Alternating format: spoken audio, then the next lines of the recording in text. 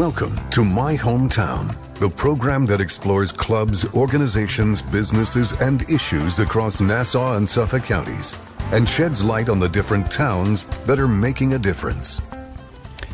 And a great day to you, and welcome to another edition of My Hometown. I'm your host, Bill Horan. Our special guest today is Hempstead Town Councilwoman Erin King Sweeney.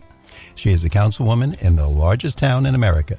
Hempstead Town has a population of over 750,000 people, which is larger than 4 U.S. states.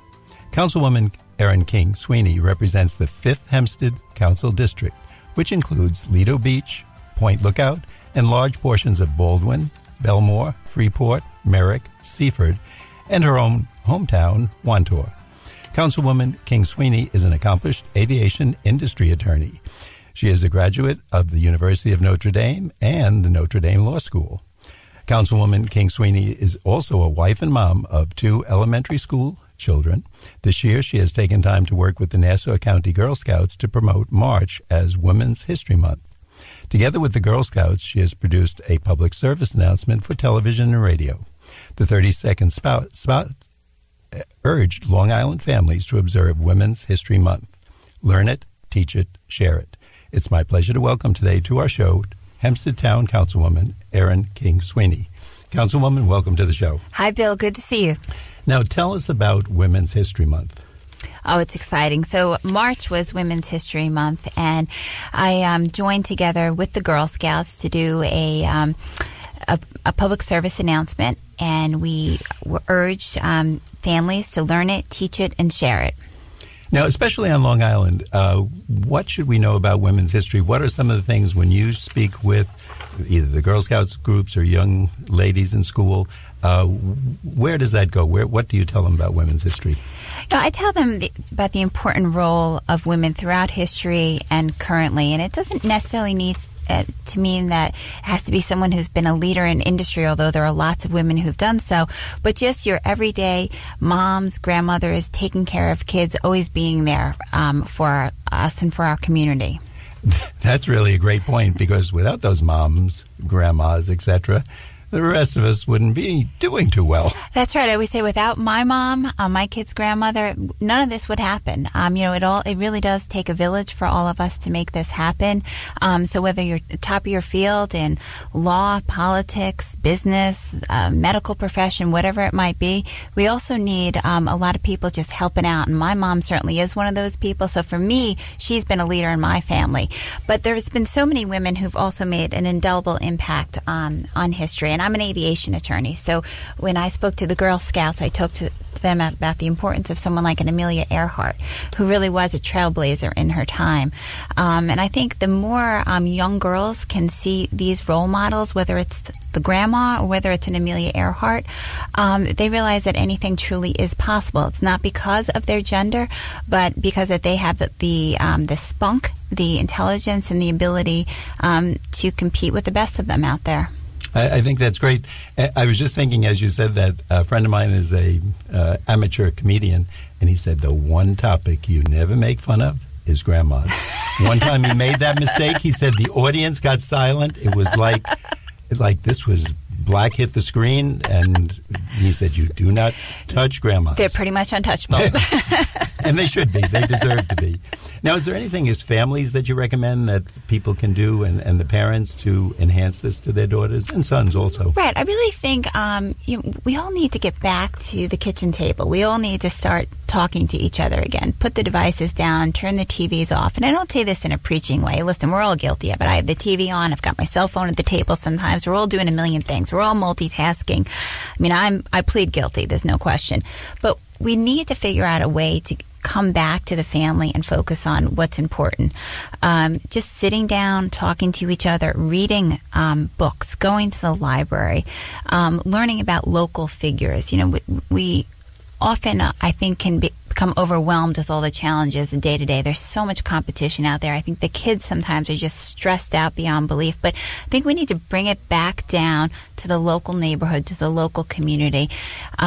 Take a walk with your kids. Talk about the importance. Just yesterday, my daughter and I spent 2 hours together walking to the bagel store. And what came out of the conversation? It was the sweetest little thing, and what she wants to be when she grows up, and all these little things. Just take time out with your kids. Put a pause button on and just take time, take your kid's hand and take a walk with them. You know, that's so good. I think there was about a year ago, there used to be a commercial, and there was a big guy, he looked like a football player, and he's got this little pom-pom, and he's jumping, and he looks silly. And then you see next to him, it's his daughter. And the commercial at the end, of course, was take time to spend time with your kids. Right. And he's teaching her the cheers, and they're doing it together and that. But sometimes those moments you can't even plan. As you said, it's just a walk to the bagel store, and it just happens, I guess. Exactly. And, as a politician in particular, you're always being pulled in a million directions. And you want to say yes to everything. You want to be at every event. And I think you'll need to learn sometimes to say no. Not right now. I need to take time, whether it's with your family or whether it's with another constituency. You always feel like you have to run to the next event, get the photo op. But you know what? Sometimes, as I said, you need to take a pause, sit down and listen to people and understand their concerns. And something very impressive about when I read your bio here, that you have jurisdiction in an area over 750,000. I think I said 75,000 before. 750,000. That's a little short of a million. Right. And as you said in the bio, that's larger than 4 states. And I was surprised. I thought that was a typo when I checked it out. And then Kendall, your assistant, we got together and we were talking about it. That's true. That's amazing. It truly is amazing. The town of Hempstead, I mean, it is so diverse. We have, nearly 800,000 people in the town. We have a board of 6 people. We each represent our own individual districts. I represent the 5th district, as you mentioned, the towns in the South Shore of Long Island. Then we have a presiding supervisor who oversees the board and serves as the executive.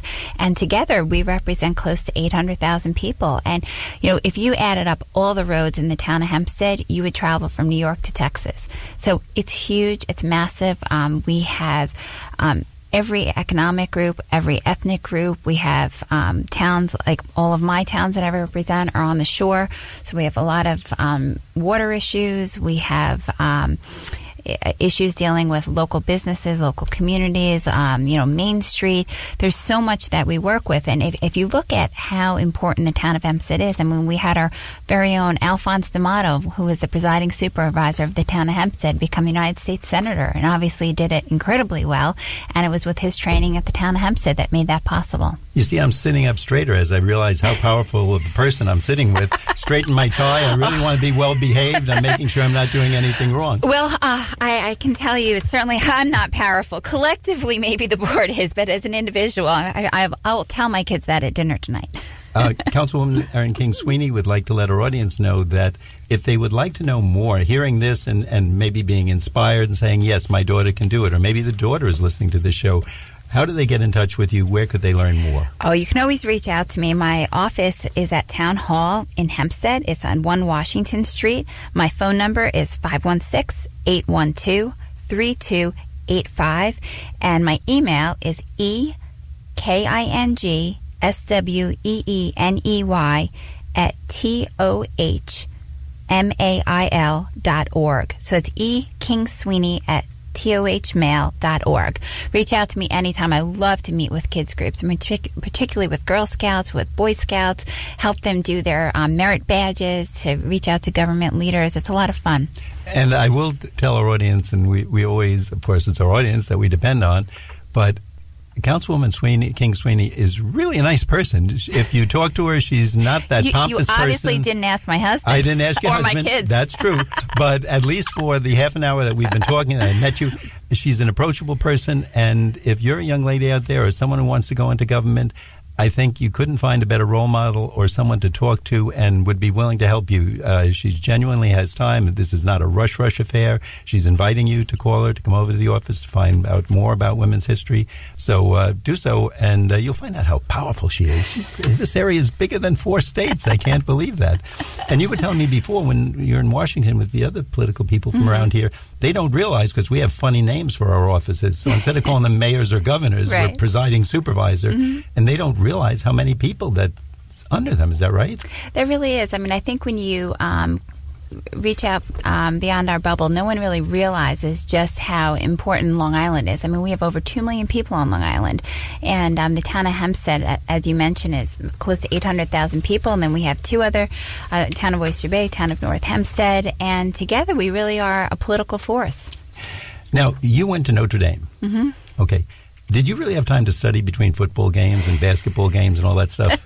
Well, there is nothing... You don't have to answer that. Oh, I will. There is nothing more important than Notre Dame football. Nothing in life is more important than Notre Dame football. I'm still suffering from the 1993 loss to Boston College. Notre Dame was ranked number 1. We had just beaten Florida State, and we lost to Boston College in the last game and denied Notre Dame the national championship. So I went to Notre Dame for 7 years. My parents met and married at Notre Dame. Wait, that didn't mean you flunked or anything. You went to law school too, right? Exactly. We just want to clear that up. Okay. Because I thought you really liked football. You just kept staying and taking extra courses. Okay. Actually, that would have been a good idea. And so my parents met and married at Notre Dame, and so did my grandparents. So I'm 3rd generation Notre Dame, and I met my husband, who was getting his MBA at Notre Dame, who's originally from Ireland. So I definitely bleed blue and gold. Oh, my gosh. Mm-hmm. And I have to tell you, just spoiler alert, that I'm a football fan, and I didn't go to Notre Dame, but I've adopted them as the team I like to root for. So every Saturday I'm sitting there 3:30 on NBC cheering for them, watching. And then when they do that final ceremony at the end and go to the fans and wave to it, that always gets me. But tell us about life there. Was that in your mind to be a political person? Or was it like the rest of us? You went to school, studied in between football games, went to law school. And how did the politics get into your life? You know, pretty much I grew up with politics. My dad happens to be a congressman he grew up in Seaford, and he represents that area and has done so for years. And before that was Nassau County Controller. And I grew up with politics my whole life. He was actually a councilman before me, which I love to tell him that I'm a much better councilwoman than he was.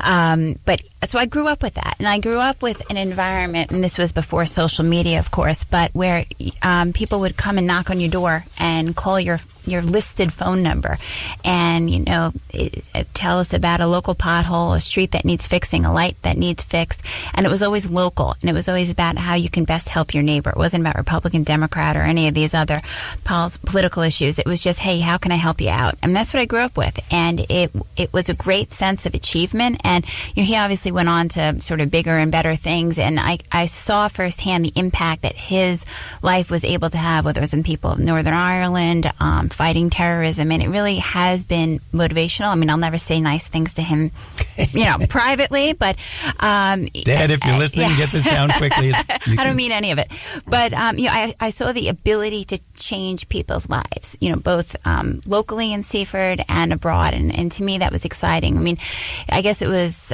just this notion of public service that was instilled in me, and I frankly loved it. I mean, you hear about a lot of political families where the time the dad would be absent, you'd never see your dad for dinner, and it was quite the opposite to us. He was home virtually every night, and he brought the community into our home, basically, and my brother and I really enjoyed it.